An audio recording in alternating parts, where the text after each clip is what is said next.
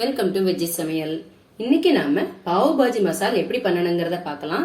இந்த ரெசிபியை என் தங்க தான் செஞ்சு காமிக்க போறா. இப்போ எப்படி பண்ணணுங்கிறத பார்ப்போம். எல்லோருக்கும் வணக்கம். இன்னைக்கு பாவ்பாஜி மசாலில் நம்ம பாவ்பாஜி எப்படி பண்ணலாங்கிறத பார்த்துடலாம். அதுக்கு முதல்ல நம்ம காய்கறி எல்லாத்தையுமே வேக வச்சு எடுத்துக்கணும். ஒரு குக்கர் பாத்திரத்தில் இன்னைக்கு வந்து மீடியம் சைஸ் உருளைக்கிழங்குல ஒரு 3 உருளைக்கிழங்க தோல் சீவி கட் பண்ணி வச்சுருக்கோம். நீங்கள் இப்போ சின்னதாக கட் பண்ணுங்கிற அவசியம் இல்லை, ரேண்டமாக கட் பண்ணால் போகிறோம். அப்புறம் ஒரு 2 கேரட்டு, ஒரு ரொம்ப பெரிய சைஸ் இல்லாமல் ஒரு 2 கேரட்டை தோல் சீவி அதையும் கட் பண்ணி வச்சுருக்கோம், அதையும் சேர்த்துக்கலாம். அது கூடவே சின்ன சைஸில் ஒரே ஒரு பீட்ரூட் எடுத்து அதையும் கட் பண்ணியிருக்கோம். இது வந்து நமக்கு நல்ல கலரும் கொடுக்கும், டேஸ்ட்டும் கொடுக்கும். அதுக்கப்புறம் ஒரு 7லேருந்து 8 போல் பீன்ஸை வந்து நம்ம கட் பண்ணி அதையும் இதில் ஆட் பண்ணிக்கலாம். அது கூடவே கொஞ்சமாக பச்சை பட்டாணி, இதை எல்லாத்தையுமே நம்ம ஆட் பண்ணிவிட்டு இந்த காய்கறி எல்லாம் முங்குற அளவுக்கு தேவையான தண்ணியை இதில் சேர்த்துடலாம். நம்ம முங்குற அளவுக்கு தண்ணி விட்டால் போகிறோம், ரொம்ப தண்ணி வேணுங்கிற அவசியம் இல்லை. இப்போ பார்த்தீங்கன்னா காய்கறி எல்லாம் முங்கிடுச்சு இல்லையா, இந்த அளவு தண்ணி விட்டால் போகிறோம். இந்த தண்ணியை விட்டுட்டு இந்த காய்கறிக்கு தேவையான அளவு கொஞ்சமாக உப்பு சேர்த்துக்கோங்க, ரொம்ப வேண்டாம். ஏன்னா மசாலா பண்ணும்போது நம்ம உப்பு ஆட் பண்ணுவோம், பட் காய்கறி வேகிறதுக்காக கொஞ்சமாக உப்பு போட்டுட்டு இதை வந்து மீடியம் ஃப்ளேமில் ஒரு 7லேருந்து 8 விசில் போல் கொடுத்து மசிச்சு எடுத்துக்கலாம். இப்போ வந்து குக்கர் வந்து ஒரு 7லேருந்து 8 விசில் போல் ஆயாச்சு. இதுக்கப்புறம் நான் ஸ்டாப் பண்ணிட்டேன். இப்போது காய்கறிலாம் நல்லா வெந்திருக்கா அப்படிங்கிறத நம்ம பார்த்துடலாம். இப்போ 7-8 விசில் கொடுத்ததுனால நீங்கள் பார்த்தீங்கன்னா காய்கறி எல்லாம் நல்லா வெந்திருக்கு. ஒரு ஸ்மாஷரை வச்சுட்டு இதை எல்லாத்தையுமே நம்ம நல்லா ஸ்மாஷ் பண்ணி மசிச்சு எடுத்து வச்சுக்கலாம். இப்போ பார்த்தீங்கன்னா நம்ம வந்து காய்கறி எல்லாத்தையுமே நல்லா ஸ்மாஷ் பண்ணியிருக்கோம் பார்த்தீங்களா. ஸோ நம்ம இதில் கொஞ்சம் பீட்ரூட் ஆட் பண்ணதுனால பார்த்தீங்கன்னாக்கா நமக்கு நல்ல கலர் வந்திருக்கு, தெரியுதுங்களா உங்களுக்கு. ஸோ இந்த மாதிரி நல்ல காய்கறியை வந்து சூட்லேயே மசிச்சு எடுத்து வச்சுக்கலாம்.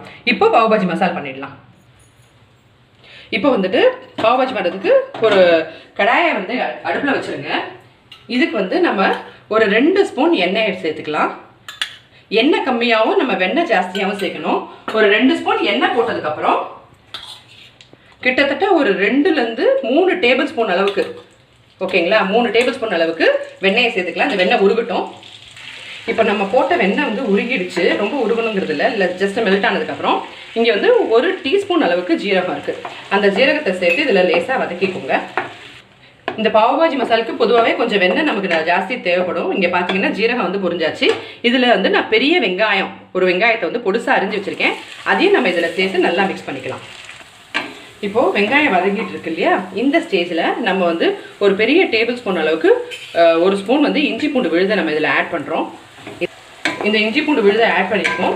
இந்த இஞ்சி பூண்டு விழுது பார்த்தீங்கன்னா இது ஹோம்மேட் ரெசிபி.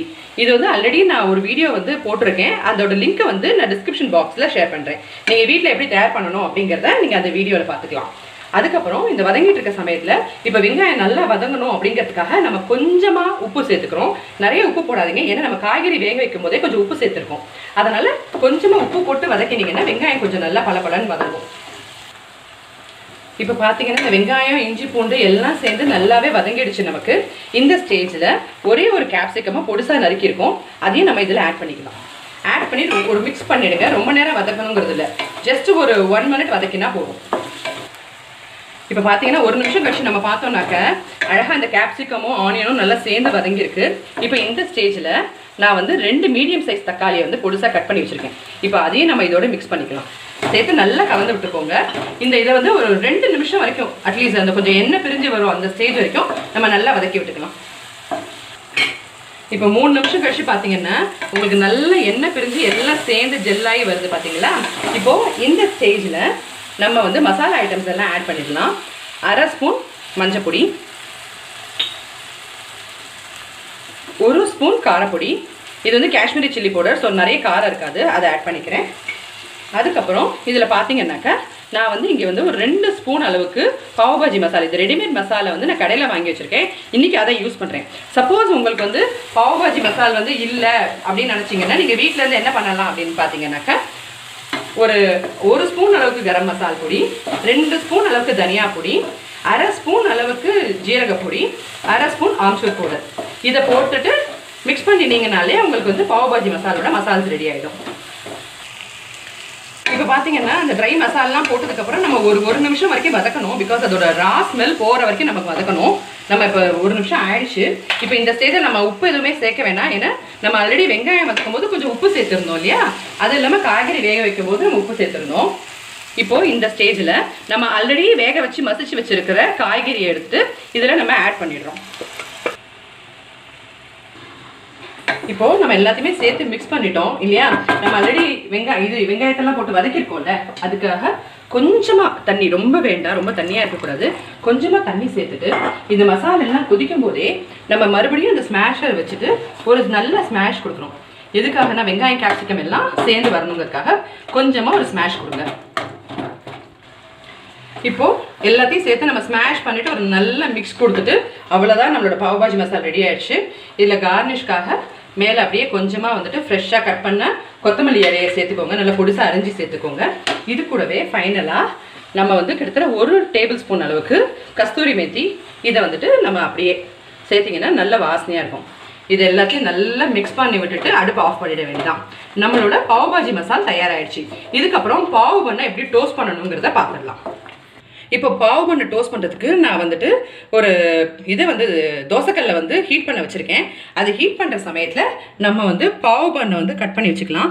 இது 4 பாவ் பண்ணை எடுத்துகிட்டு நீங்கள் அப்படி பிரிச்சுட்டு என்ன பண்ணலான்னா, இங்கே சென்டரில் ஃபுல்லாக கட் பண்ணிடாதீங்க, கொஞ்சம் சென்டர் வரைக்கும் பாதி வரைக்கும் இப்படி கட் பண்ணிட்டா போதும். அவ்வளோதான், ஒரு 2 பண்ணை கட் பண்ணிவிட்டு அதுக்கப்புறம் அதை டோஸ்ட் பண்ணிக்கலாம்.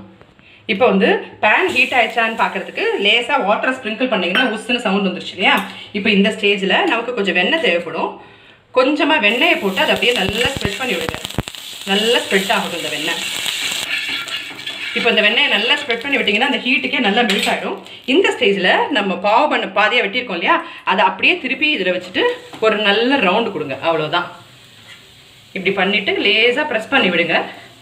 பண்ணிவிட்டு இதை சேர்த்துட்டு, ஏன்னா இன்னும் கொஞ்சம் வெண்ணெய் இருக்குங்கிறதுனால அப்படியே பேக்கில் கொஞ்சம் வச்சிங்கன்னா அந்த சைடுக்கும் உங்களுக்கு வந்து வெண்ணெய் கொஞ்சம் லேசாக படும். அவ்வளோதான். இது கொஞ்சம் டோஸ்ட் ஆகட்டும். இப்போ நம்ம ஒரு சைடு போட்டிருந்தோம் இல்லையா, ஸ்லோவாக இதை என்ன பண்ணுங்கள், அப்படியே டில்ட் பண்ணுங்கள். பார்த்தீங்களா, உள்ளே நல்லா உங்களுக்கு வந்து கோல்டன் ப்ரௌன் கலரில் ஆயிருக்கு ஒரு சைடு. ஸோ இந்த சைடு டோஸ்ட் ஆயிடுச்சு. இப்போ அந்த சைடை லேசாக ப்ரெஸ் பண்ணுங்கள், ரொம்ப ப்ரெஸ் பண்ண வேணாம். ப்ரெஸ் பண்ணிங்கன்னா அதுவும் ஹீட் ஆகிடும். ஓகே, இப்போ அந்த சைடும் நல்லா டோஸ்ட் ஆகிடுச்சு. இப்போ இதை நம்ம வந்துட்டு வச்சு ஒரு சர்விங் பவுலுக்கு ட்ரான்ஸ்ஃபர் பண்ணிடலாம். இப்போது நம்ம ரொம்ப சுவையான அருமையான பாவ் பாஜி மசாலா ரெடி பண்ணிட்டோம். இதை நம்ம வந்து ஒரு சர்விங் பவுலில் ட்ரான்ஸ்ஃபர் பண்ணிவிட்டு சர்வ் பண்ண வேண்டியதான். நீங்கள் இந்த சர்விங் பவுலில் ஒரு 3 கரண்டி வரைக்கும் ட்ரான்ஸ்ஃபர் பண்ணிவிட்டு நம்ம டோஸ்ட் பண்ண பாவ் பண்ணு, நிறைய பேர் வந்துட்டு கொஞ்சம் ஆனியன்ஸ் தான் ஆட் பண்ணுறதுக்கு இஷ்டப்படுவாங்க. ஸோ கொஞ்சம் ஆனியன்ஸையும் லெமனையும் அங்கே வச்சுட்டு லைட்டாக இப்படி கொத்தமல்லியை தூவி விட்டிங்கன்னாக்கா ரொம்ப நல்லா டேஸ்ட்டாக இருக்கும். அதே மாதிரி இந்த பாவ் பண்ணையும் நம்ம இது பண்ணிவிட்டு பாவ் பாஜி மசாலா சர்வ் பண்ண தயாராகிடுச்சு. இந்த ரெசிபியை இதே மெத்தடில் நீங்களும் உங்கள் வீட்டில் ட்ரை பண்ணி பார்த்துட்டு உங்களோட கமெண்ட்ஸை எங்களோட ஷேர் பண்ணுங்கள். வெஜ்ஜி சமையலுக்கு மறக்காமல் சப்ஸ்கிரைப் பண்ணுங்கள். வேற ஒரு ரெசிபியோட மீண்டும் சந்திக்கலாம். நன்றி, வணக்கம்.